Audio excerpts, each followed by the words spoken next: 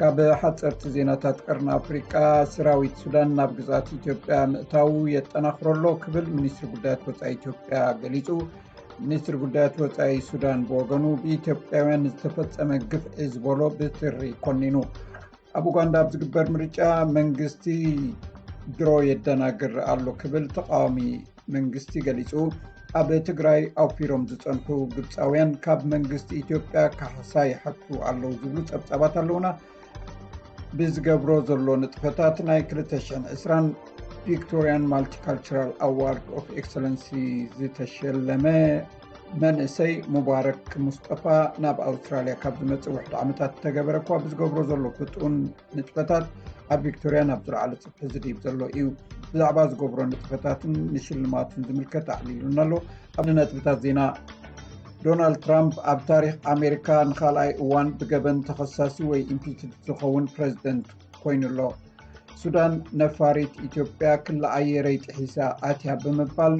ንቐጻሊ ከይድገም ዝብል መጠንቀቕታ ንኢትዮጵያ ሂባ።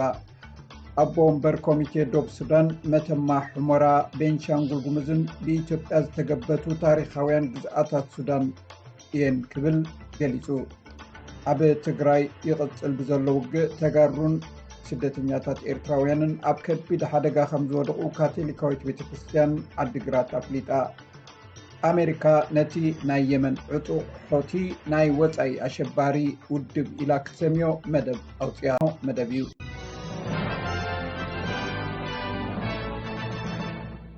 ዶናልድ ትራምፕ ኣብ ታሪክ ኣሜሪካ ንኻልኣይ እዋን ብገበን ተኸሳሲ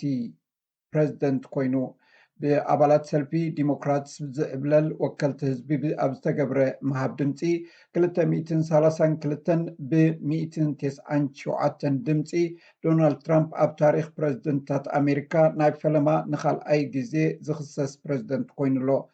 10 ተወከልቲ ሪፐብሊካውያን ምስ ዴሞክራትያውያን ብምሕባር ዶናልድ ትራምፕ ብገበን ክኽሰስ ብዓብላሊ ድምፂ ወሲኖም ኣለዉ።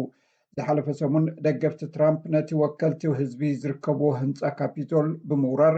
ዕንወትን ቅትለትን ፈፂሞም በቲ እቲ ፕሬዚደንት ዘይተቐበሎን ዘናሸዎን ህዝባዊ ምርጫ ስዒቦም መሰረት ብዘይብሉ ድምፂ ተሰሪቑ እቲ ተመሪጡ ዘሎ ፕሬዚደንት ባይደን ከም ሕጋዊ ምሩፅ ኣይንቕበሎን ሕጋዊ ፕሬዚደንትና ትራምፕ እዩ ክብሉ ተሰሚዖም ነይሮም። እቲ ወከልቲ ህዝቢ ብሓንቲ ንፅል ዓንቀጽ ማለት እቲ ፕሬዚደንት ዕግርግር ንኽፍፀም ኣላዓኢሉ ብዝብል ብገበን ክኽሰስ ወሲኖም ኣለዉ። እዚ ከምዚ ኢሉ እንከሎ ከምቲ ናይ ዝሓለፈ ሰሙን ኣብ እዋን ወግዓዊ ፅምብል ስነ ስርዓት ምምራቕ ፕሬዚደንት ዕግርግር ከይለዓል ሃገራዊ ሓለዋ ኣሜሪካ ማለት ናሽናል ጋርድ ናይ 24 ሰዓታት ሓለዋ ምግባር ጀሚሮም። ካብ ዝሓለፈ 4 ሒዞም ልዕሊ 15,000 ወታደራት ኣብ ውሽጥን ወፃእን ኮንግረስ ዓሪዶም ይሕልው ኣለዉ። እዚ ዝተገብረ ኣብቲ ናይ 20 ጥሪ ወግዓዊ ፅምብል ብናይ ውሽጢ ኣሸበርቲ መጥቃዕቲ ክፍፀም ከም ዝኽእል መጠንቀቕታ ምስ ተረኽበ እዩ። ኣብ ሓደ ሰራሕተኛ ናይ መወሸቢ ሆቴል ድሕሪ ዝተረኽበ መልከፍቲ ናይቲ ኣዝዩ ተላባዒ ናይ ብሪጣንያ ቫይረስ እቶም ኣብቲ ሆቴል ዝነበሩ 129 ኣጋይሽ ካብ ሆቴል ግራንድ ቻንስለር ናብ ሓድሽ ስፍራ ተወሲዶም። እዚ ከምዚ ኢሉ እንከሎ 406 ምስታ ናይቲ ሆቴል ሰራሕተኛ ጥሬት ዝተረኽቡ ተመርሚሮምን ተፈልዮምን ካብቲ ቫይረስ ዝለገቦ ሓደ እኳ ኣይተረኽበን። ፕሪምየር ኣነስቴዥያ ፓላሸይ ካብ ማእከል ከተማ ወፃኢ ዝኾነ ናይ መወሸቢ ቦታ ይድለ እዩ ዘሎ ኢላ። I think with this new strain we have to put all options on the table and these are sensible rational options. ምስ ምምፃእ እዚ ሓድሽ ዓሌት ትርጉም ዘለዎን ክኸውን ዝኽእልን ኩሉ ኣማራፂታት ከነምፅእ ኣለና። ከምቲ ናይ ሃዋርድ ስፕሪንግ ኣብ ኖርዘርን ቴሪቶሪ ዝተገብረ ፅቡቕ ስራሕ ተመሳሳሊ ነገር ኣብ ኩዊንስላንድ ዘይንገብረሉ ምክንያት የለን። ሎሚ ኣብ ኩዊንስላንድ 4 ሓደሽቲ ኣብ ሆቴል ተወሽቦም ካብ ዘለዉ ብኮሮና ቫይረስ ተለኽፉ ተረኺቦም። ኣብ ኒው ሳውዝ ዌልስ ሎሚ ካብ ውሽጢ ማሕበረሰብ ብኮቪድ-19 ዝተለኽፈ ይተረኽበን። 2 ግና ካብ ኣብ ሆቴል ተወሽቦም ካብ ዘለዉ ከም ዝተረኽቡ ተረጋጊጹሎ። ብኻልእ ወገን ቪክቶርያ ን8 ተኸታታሊ መዓልታት ካብ ውሽጢ ማሕበረሰብ መልከፍቲ ኣየመዝገበትን። ኣብ ዝሓለፉ 24 ሰዓታት 16,533 ሰባት መርመራ ናይ ኮሮና ቫይረስ ኣብ ቪክቶርያ ተገይሩሎም። ኣብ ሳውዝ ኣውስትራልያ ትርከብ ከተማ ሉሲንዳል ካብ ቁፅፅር ወፃኢ ዝኸውን ዘሎ ባርዕ ጫካ ብቐጥታ ከም ትፅሎ ተገሊጹ ኣብቲ ሓዊ እንስሳታት ይቃጸሉ ከም ዘለዉ ዝተፈልጠ ኮይኑ ዛጊት ልዕሊ 16,000 ሄክታር መሬት ኣብ ደቡባዊ ምብራቕ ናይታ ግዝኣት ሓዊ ይነድድ ኣሎ ንነበርቲ ከተማ ሉሲንዳል ንጎረቤት ናርኩርቴ ናይ ህፁፅ መጠንቀቕታ ተዋሂብሎ ናይ ሳውዝ ኣውስትራልያ ኣገልግሎት ገጠር ሓዊ ኮማንደር ብራንቶን ሃይስቴ ከም ዝገልጾ ኣብዚ እዋን ሙሉእ መጠን እቲ ሓደጋ ምግምጋም ኣጸጋሚ እዩ very strong winds, high temperatures and dry fuel loads meant that the fire ብርቱዕ ንፋስ ልዑል መጠን ሙቐትን ነቕፅን ኣብ ዘለዎ ሓዊ ክፍጠር ማለት እቲ ባርዕ ብቕልጡፍ እዩ ዝሰፍሕ በዚ ሓዊ ብዙሕ ቁፅሪ ዘለዎም መሰረተ ልምዓት ክትንከፉ እዮም እቶም ህንፃታት እንታይ ምዃኖም ገና ክፍለጡ እዮም ኣብ መላእ ዓለም ብኮሮና ቫይረስ ተለኽፉ ብዝሕሰብ ልዕሊ 9 ሚልዮን በፂሑ ሃገራት ክታበታት ንምርካብ ይጓየአን ዘለዋ እቲ ሓድሽ ዓሌት ኮቪድ-19 ኣብ ዩናይትድ ኪንግደምን ደቡብ ኣፍሪቃን ዝተኸስተ ብኣዝዩ ፈጣን ቅልጣፈ ኣብ መላእ ዓለም የስፋሕፍሕ ኣሎ ኣውሮፓ ዝሓለፈ ሰሙን ልዕሊ 25 ሚልዮን መልከብቲ ከም ዘመዝገበት ዝተፀብፀበ ኮይኑ ንኣውሮፓ ስዒበን ሰሜን ኣሜሪካ 22.4 ሚልዮን ኣብ ላቲን ኣሜሪካ 16.3 ሚልዮን ሰባት ተለኺፎም ኣለዉ ኣብ ኣውሮፓ 1.93 ሚልዮን ሰባት ብምሟቶም ካብቲ ኣብ ዓለም ብኮሮና ቫይረስ ዝሞተ ብዝሒ 31 ሚእታዊ ኣብ ኣውሮፓ ኮይኑሎ ኣቦ ወንበር ኮሚቴ ደቡብ ሱዳን መተማ ሑሞራ ቤንሻንጉል ጉሙዝን ብኢትዮጵያ ዝተገበቱ ታሪኻውያን ግዝኣታት ሱዳን ከም ዝኾኑ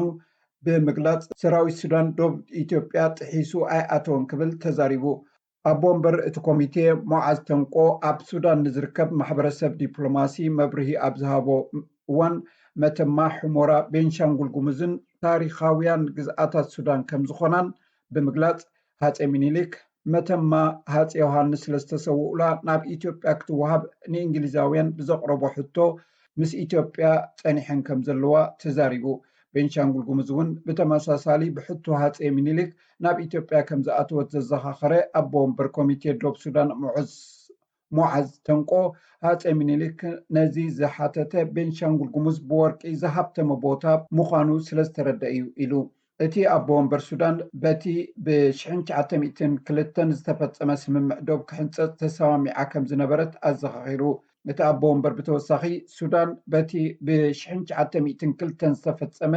ናይ ዶብ ስምምዕ ክሕንፀፅ ተሰማሚዓ ከም ዝነበረት ኣዘኻኺሩ ኣብቲ ቦታ ተረኺቡ ዝተዛረበ ኣምባሳደር ኢትዮጵያ ኣብ ሱዳን ይበልጣል ኣእምሮ ሱዳን ነቲ ኣብ ትግራይ ዘሎ ውግእ ኣመኽንያ ናብ ግዝኣት ኢትዮጵያ ከም ዝኣተወት ገሊጹ ሱዳን ምስ ኢትዮጵያ ስምምዕ እንተደልያ ወተሃደራታ ከተውፅእ ኣለዋ ኢሉ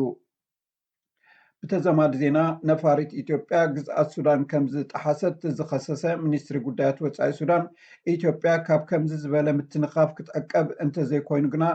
ካብ ርክብ ክልቲአን ሃገራት ሓሊፉ ነቲ ዞባ ዝሕምስ ሳዕቤን ከም ዝስዕብ ኣጠንቂቁሎ